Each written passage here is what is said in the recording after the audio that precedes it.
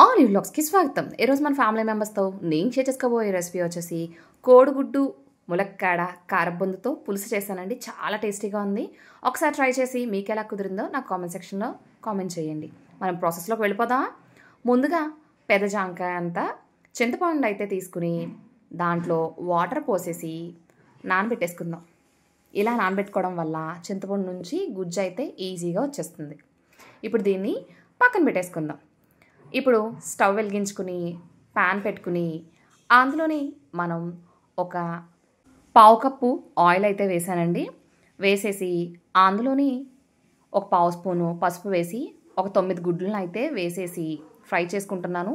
ముందుగానే గుడ్లను ఉడకబెట్టేసుకుని పైన తొక్క తీసి పెట్టుకున్నాం వలన ఈ ప్రాసెస్ అంతా నేను చూపించట్లేదు. కానీ మీరైతే గుడ్లను ఉడకబెట్టేసుకుని పైన షెల్ని తీసేసి పక్కకు పెట్టేసుకోండి. అలా ఒక 9 గుడ్లను అయితే ఆ పసుపు వేసిన ఆయిల్లో ఫ్రై చేసేసాను. లైట్ గోల్డెన్ కలర్ వస్తుంది అనగానే ఆ ఎగ్స్ని అయితే తీసేసి ప్లేట్లోకి అయితే వేసేసుకుంటున్నా.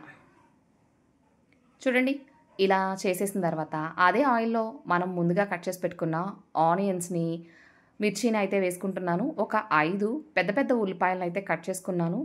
అందులోని ఒక 6 పచ్చిమిరపకాయలు వేసేసుకున్నానండి.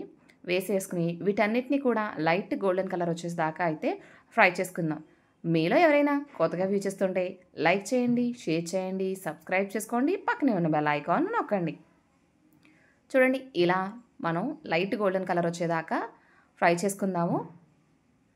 చాలా సింపుల్గా అయిపోతుంది. ఇది నేను చేయట్లేదు, అమ్మ చేసే రెసిపీ అండి ఇదైతేనే. అందుకే త్వరగా చేసేస్తుంది అమ్మ అయితే ఎప్పుడు కూడాని. అందులోని రుచికి సరిపడగా ఉప్పు కూడా వేసేసుకుంటున్నాను. వేసేసి మరొకసారి మిక్స్ చేసుకుని లో టు మీడియం ఫ్లేమ్ మీద మనం వేగనిద్దాము ఉల్లిపాయలని పచ్చిమిరపకాయలని అయితేనే. సో అందులోనే కొద్దిగా ఒక పావు స్పూన్ పసుపు అయితే యాడ్ చేసుకున్నాను.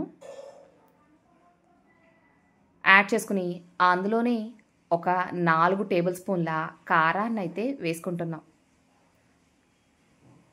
4 టేబుల్ స్పూన్ల కారాన్ని వేసుకుని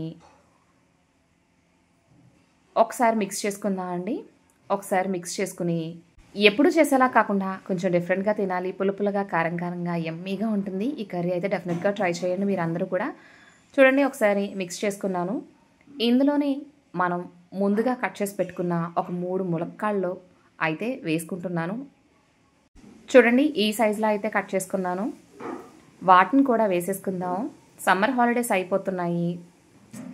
ఇంకా లాస్ట్ 10 డేస్ ఉంది అమ్మ వాళ్ళ ఇంటి దగ్గర ఎంజాయ్ చేయడానికి అని చెప్పేసి నేనైతే వచ్చాను. అందుకనే మీకు వీడియోస్ అయితే పోస్ట్ చేయట్లేదని మీకు అర్థమయ్యే ఉంటుంది.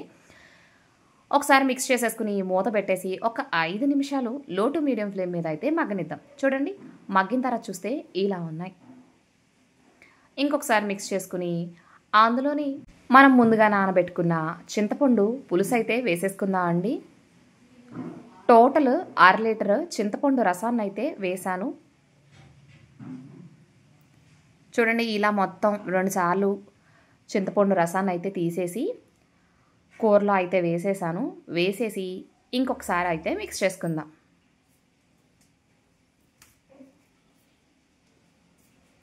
చాలా బాగుంటుంది కర్రీ అయితే. తప్పకుండా ట్రై చేయండి అందరూ కూడా. మూత పెట్టేసి మరొక 5 నిమిషాలు ఉడకనిద్దాం. 5 నిమిషాల తర్వాత మూత ఓపెన్ చేసేసి అందులో ఉన్న ములక్కాళ్ళు ఉడికినాయా లేవా అని చూస్తున్నానండి. చక్కగా కుక్ అయిపోయినాయి. చూసారా, ఇలా ఉడికిన తర్వాత అందులోని మనం ముందుగా ఫ్రై చేసి పెట్టుకున్న కోడిగుడ్లు ఉన్నాయి కదా, వాటిని కూడా వేసేద్దామండి. వేసేసి మరొకసారి కలుపుకుందాం. కలుపుకుని మరొక నిమిషం ఉడకనిచ్చి తర్వాత అందులోని మనం ఒక పావు కేజీ కారబొందు అయితే తీసుకున్నానండి. ఆ కారబొందుని వేసేసి ఒకసారి కలుపుకుని స్టవ్ ఆఫ్ చేసేసి సర్వ్ చేసుకోవడమేనండి. యమ్మీగా కర్రీ అయితే రెడీ అయిపోయింది. చాలా టేస్టీగా ఉంటుంది, పులుపుల్లగా కారంగా భలే రుచిగా ఉంటుంది. తప్పకుండా ట్రై చేయండి. మీకు ఎలా కుదిరిందో నాకు కామెంట్ సెక్షన్లో కామెంట్ చేయండి. Thank you for watching my video.